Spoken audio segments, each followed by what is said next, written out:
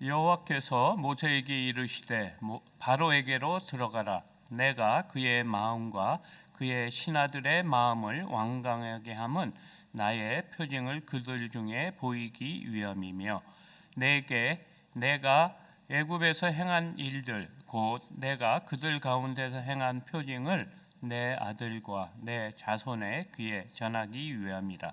너희는 내가 여호와인 줄을 알리라. 모세와 아론이 바로에게 들어가서 그에게 이르되 히브리 사람의 하나님 여호와께서 말씀하시기를 내가 어느 때까지 내 앞에 겸비하지 아니하겠느냐. 내 백성을 보내라. 그들이 나를 섬길 것이라. 내가 만일 내 백성 보내기를 거절하면 내일 내가 메뚜기를 내 경내에 들어가게 하리니 메뚜기가 지면을 덮어서 사람이 땅을 볼 수 없을 것이라. 메뚜기가 내게 남은 그것 곧 우박을 면하고 남은 것을 먹으며 너희를 위하여 들에서 자라나는 모든 나무를 먹을 것이며 또 내 집들과 내 모든 신하들의 집들과 모든 애굽 사람의 집들에 가득하리니 이는 내 아버지와 내 조상이 이 땅에 있었던 그날부터 오늘까지 보지 못하였던 것이리라 하셨다 하고 돌이켜 바로에게서 나오니 바로의 신하들이 그에게 말하되 어느 때까지 이 사람이 우리의 함정이 되리이까. 그 사람들을 보내어 그들의 하나님 여호와를 섬기게 하소서. 왕은 아직도 애굽이 망한 줄을 알지 못하시나이까 하고 모세와 아론을 바로에게로 다시 데려오니 바로가 그들에게 이르되 가서 너희의 하나님 여호와를 섬기라. 갈 자는 누구냐. 모세가 이르되 우리가 여호와 앞에 절기를 지킬 것인즉 우리가 남녀노소와 양과 소를 데리고 가겠나이다. 바로가 그들에게 이르되 내가 너희와 너희의 어린 아이들을 보내면 여호와가 너희와 함께 함과 같으니라. 보라, 이것이 너희에게는 나쁜 것이니라. 그렇게 하지 말고 너희 장전만 가서 여호와를 섬기라. 이것이 너희가 구하는 바니라. 이에 그들이 바로 앞에서 쫓겨나니라.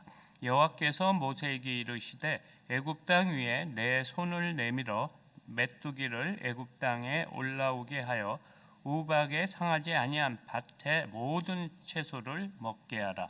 모세가 애굽 땅 위에 그 지팡이를 들매 여호와께서 동풍을 일으켜 온 낮과 온 밤에 불게 하시니 아침이 되매 동풍이 메뚜기를 불어 들인지라. 메뚜기가 애굽 온 땅에 이르러 그 사방에 내림에 그 피해가 심하니 이런 메뚜기는 전에도 없었고 후에도 없을 것이라.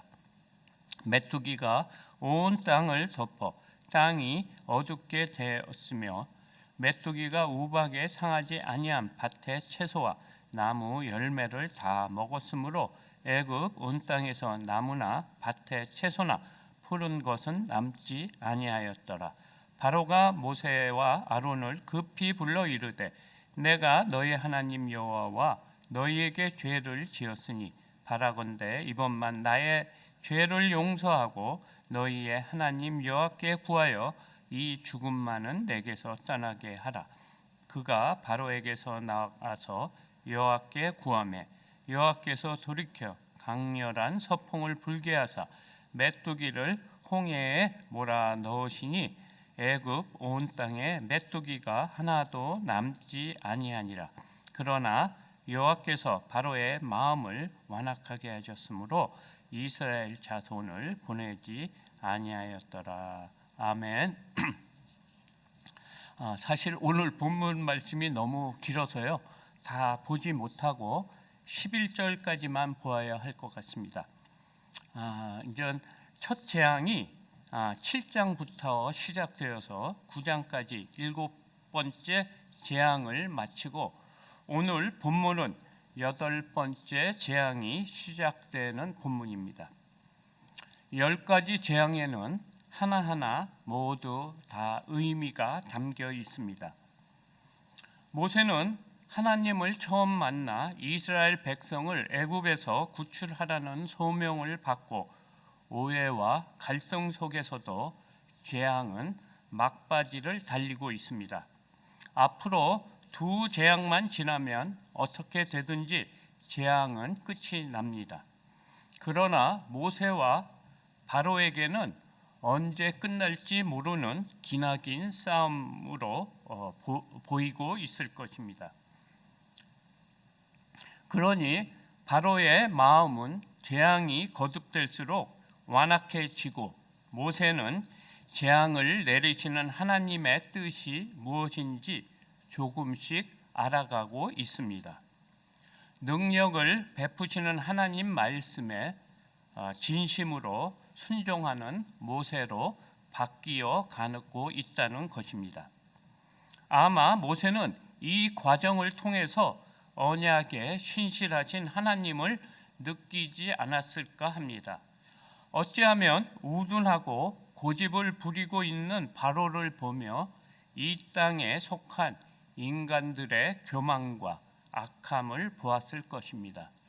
혹시 우리도 바로를 통해 우리의 모습이 없는지 되돌아 보아야 할 것 같습니다. 이런 모세에게 하나님은 변함없이 자신의 뜻을 다시 말씀하고 있습니다. 1절에서 3절까지 말씀입니다. 여호와께서 모세에게 이르시되 바로에게 들어가라. 내가 그의 마음과 그의 신하들의 마음을 완강하게 함은 나의 표징을 그들 중에 보이기 위함이며 내게 내가 애굽에서 행한 일들 곧 내가 그들 가운데서 행한 표징을 내 아들과 내 자손의 귀에 전하기 위함이라. 너희는 내가 여호와인 줄 알리라. 모세와 아론이 바로에게 들어가서 그에게 이르되 히브리 사람의 하나님 여호와께서 말씀하시기를 내가 어느 때까지 내 앞에 겸비하지 아니하겠느냐. 내 백성을 보내라. 그들이 나를 섬길 것이라. 아멘. 지금까지 일곱 번째 재앙을 내렸고 오늘 여덟 번째 재앙에서 반복적으로 말씀하시는 어떤 패턴이 있습니다.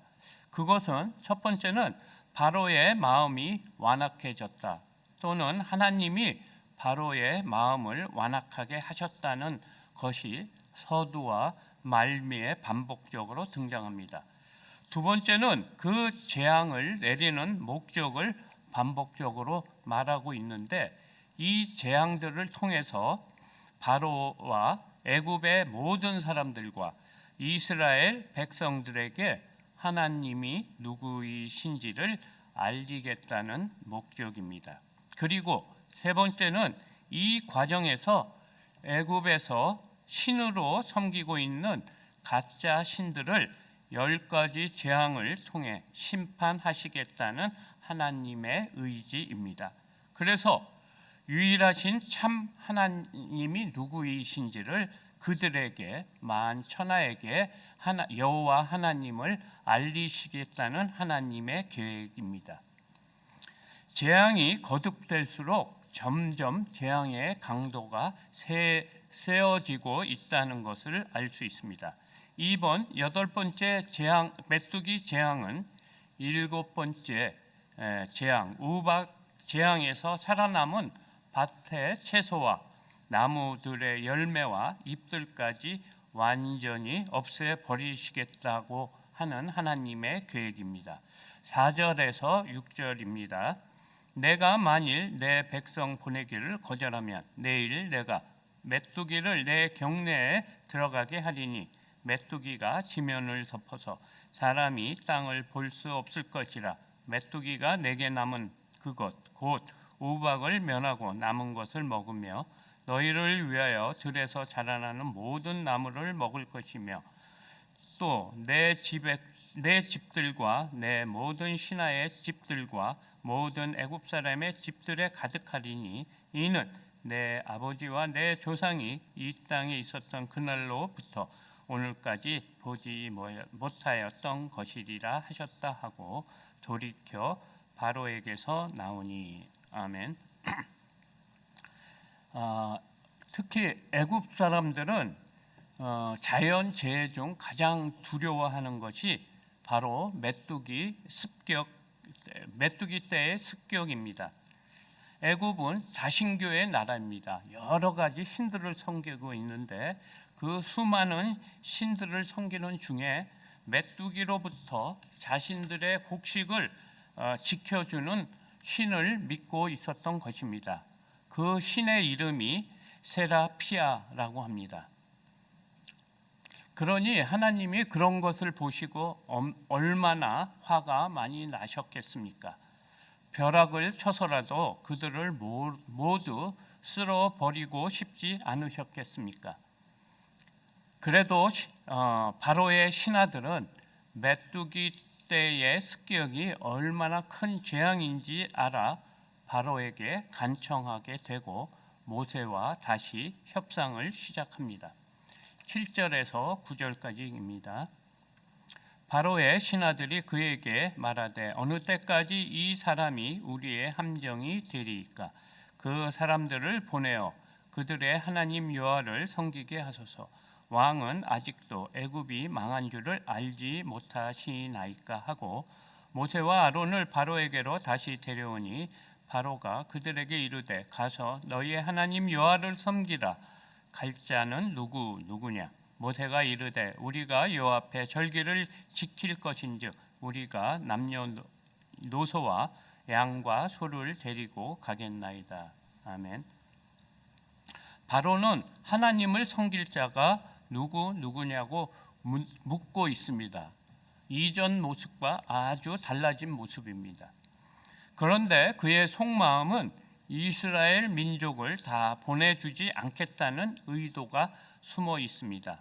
모세는 바로에게 우리는 남녀노소, 양과 소 모두 데리고 가겠다고 하자 바로는 본심을 드러냅니다. 10절과 11절입니다. 바로가 그들에게 이르되 내가 너희와 너희의 어린 아이들을 보내면 여호와가 너희와 함께 함과 같으니라. 보라, 이것이 너희에게는 나쁜 것이니라.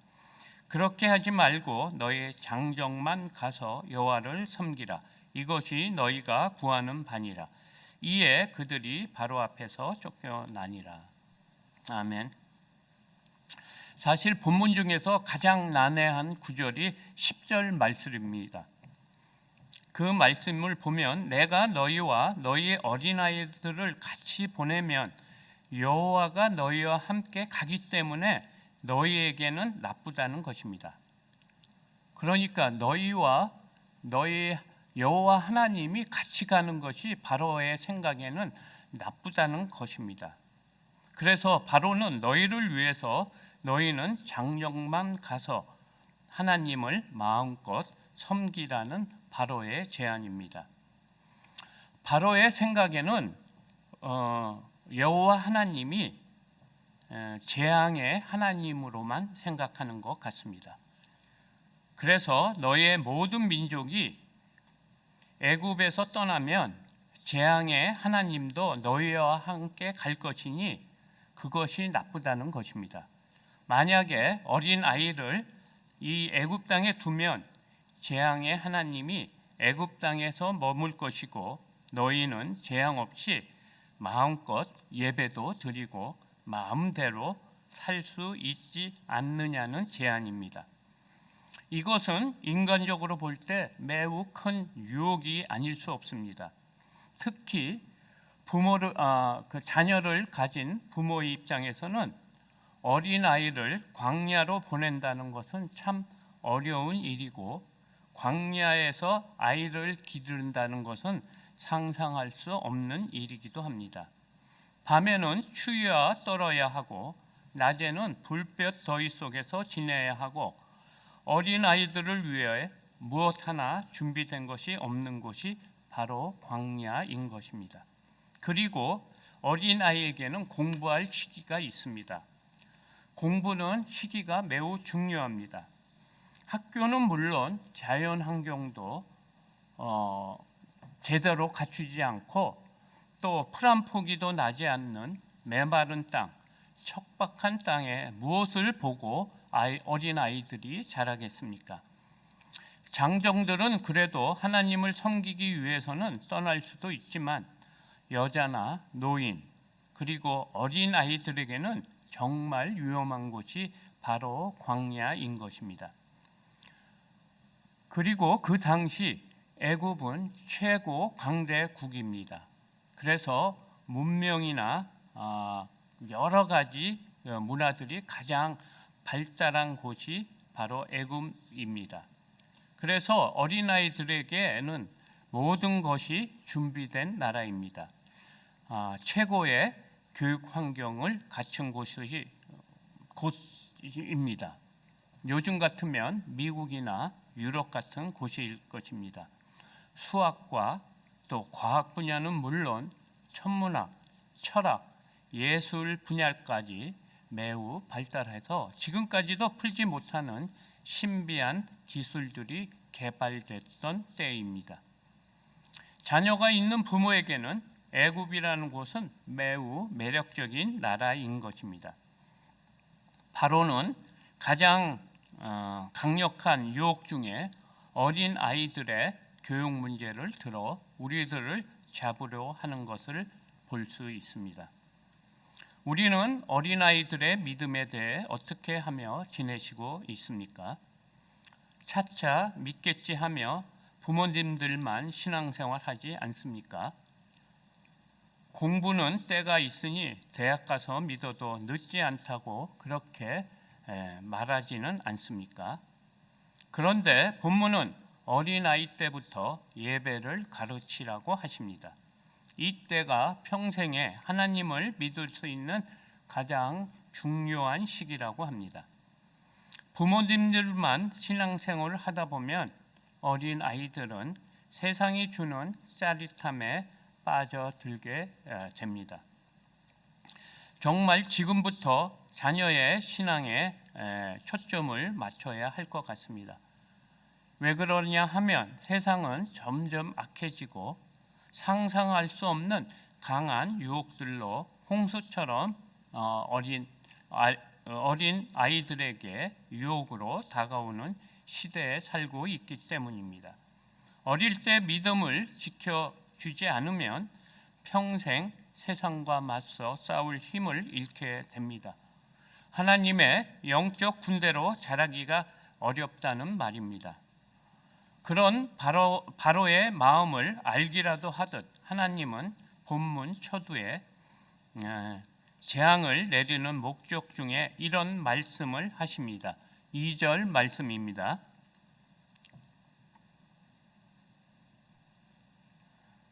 내가 애굽에서 행한 일들 곧 내가 그들 가운데서 행한 표징을 내 아들들과 내 자손의 귀에 전하기 위함이라. 너희는 내가 여호와인 줄을 알리라. 하나님께서는 이스라엘 백성을 단지 애굽에서 구출만 하는 목적이 아닙니다. 자자손손 대를 이어 하나님이 어떤 분이신지, 하나님이 애굽에서 우리의 조상을 어떻게 구출하셨는지 자녀들에게 낱낱이 알려주고 교육하라고 하십니다. 그래서 10가지 재앙을 쓰더라도 이스라엘 민족을 구출하고 계시는 겁니다.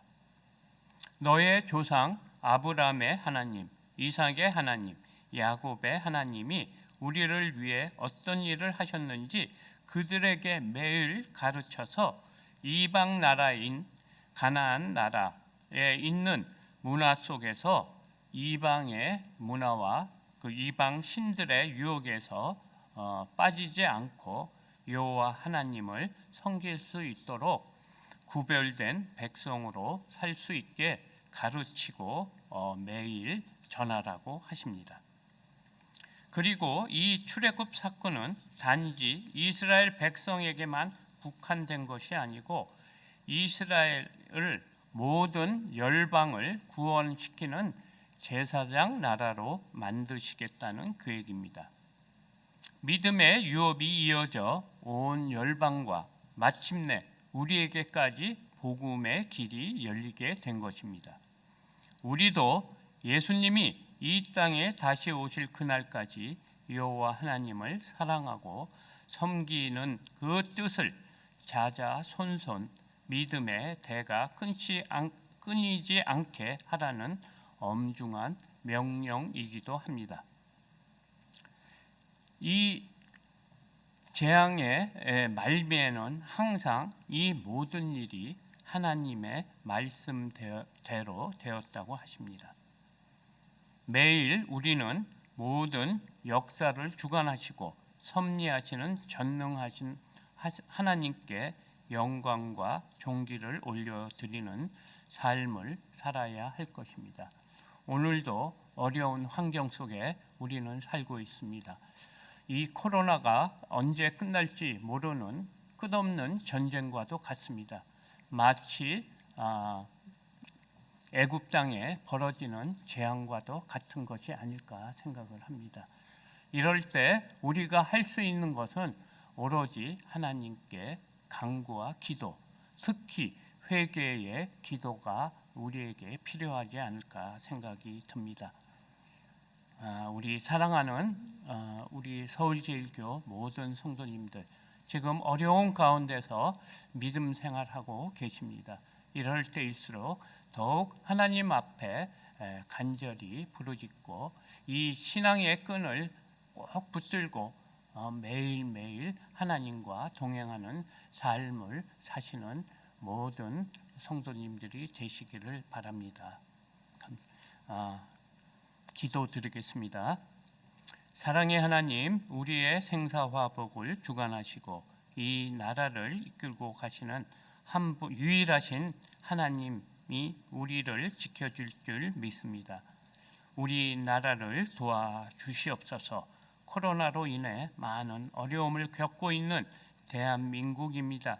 주님, 긍휼의 눈으로 돌아봐 주시고 먼저 교회들이 깨어 회개할 수 있도록 은혜 내려 주시옵소서. 상식이 무너지고 창조의 질서가 무너지고 있는 이때 자기의 소견대로 살아가는 이 모든 것도, 절대 진리를 부정하는 이 시대가 온 것도, 이 모든 원인이 믿는 자들이 하나님 보시기에 악을 행했기 때문이 아닐까 생각이 됩니다. 용서하여 주시옵소서. 교회의 모습을 잃어가는 시대에 살고 있습니다. 목회자들은 목회자대로, 성도들은 성도들대로 자기 사랑에 빠져 제 갈 길을 가고 있습니다. 주님, 용서하여 주시옵소서. 우리의 형편을 잘 아실 줄 믿습니다. 교회가 이익의 집단이 되고 힘의 구조로 변해가서 마침내 강도의 구렬로 변해가고 있습니다. 어찌하면 좋을지 모르겠습니다. 입으로만 회개하고 돌이키지 않는 삶을 살고 있습니다. 우리에게 회개의 영을 내려 주시옵소서. 우리 대한민국을 긍휼의 눈으로 돌아봐 주시옵소서. 사랑하는 서울제일교회 성도님들을 지켜주시고 또 특히 어려운 가운데 있는 환우들을 지켜주시옵소서. 감사하며 예수님 이름으로 기도드렸습니다. 아멘.